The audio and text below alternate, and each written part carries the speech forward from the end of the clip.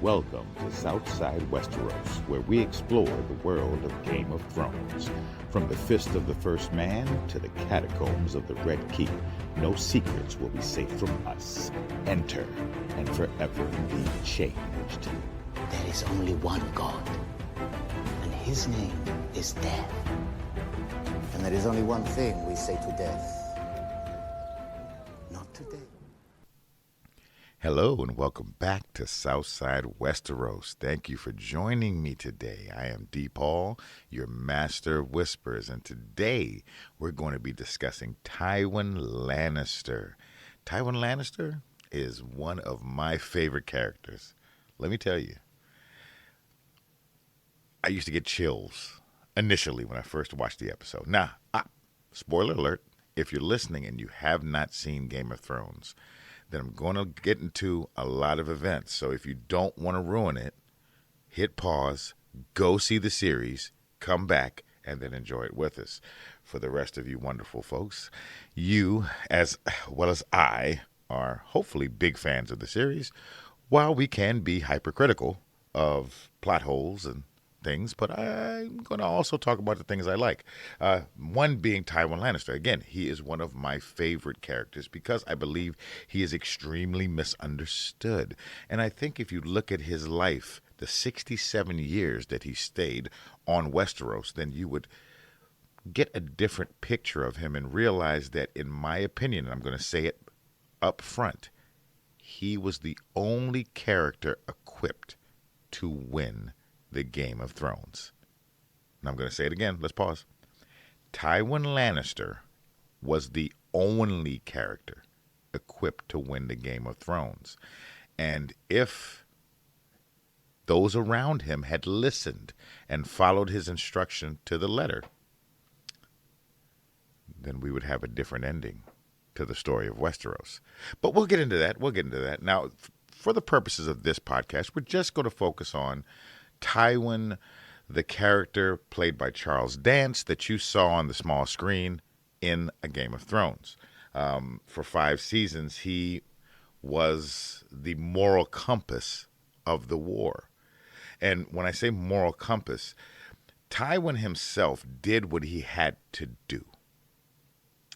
Charles Dance referred to this in one of his interviews, and he said, look, where he was in that feudal system, he did what was necessary to survive, not necessarily thrive. The thriving came with the fear that others had of him. And that fear also brought him bannermen, because who does not want to be in the wings of a dragon, proverbially, and on the winning side? However, I don't think Tywin ever enjoyed what he did. It was duty. It needed to be done, and it was necessary to create what I truly, truly want.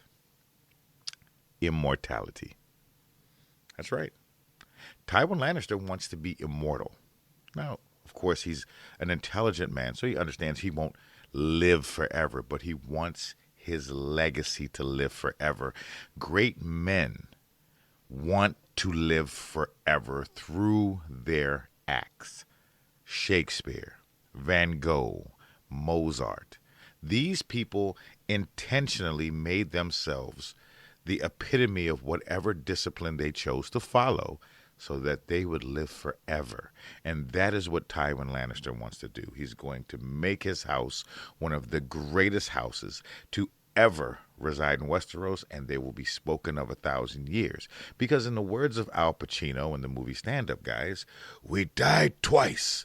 Once when our physical bodies go away, and the second time when the last person who knows us passes on. And that's true.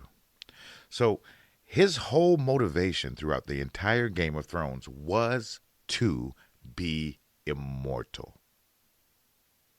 And everyone around him did not understand that. They were too self-absorbed to put themselves down and do the work. The work is survival and living forever. However, let's go back.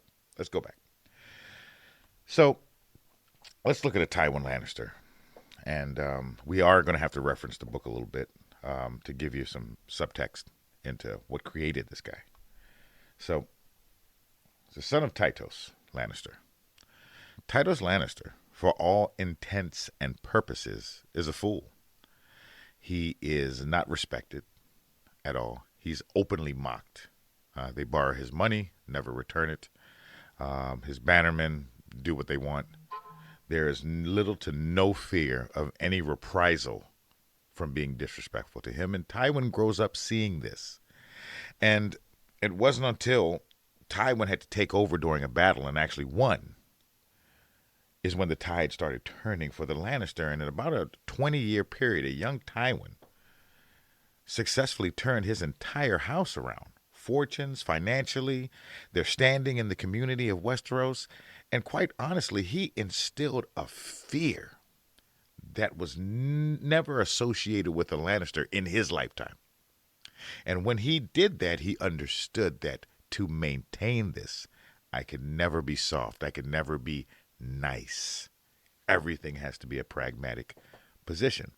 However, so in that, everything that you look at, this list of Tywin's accomplishments, have all been to continue to maintain the respect in his name.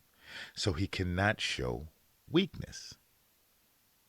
So a man like, and let's look at Tywin, and let's look at like the Tyrells, the Martells, all these people.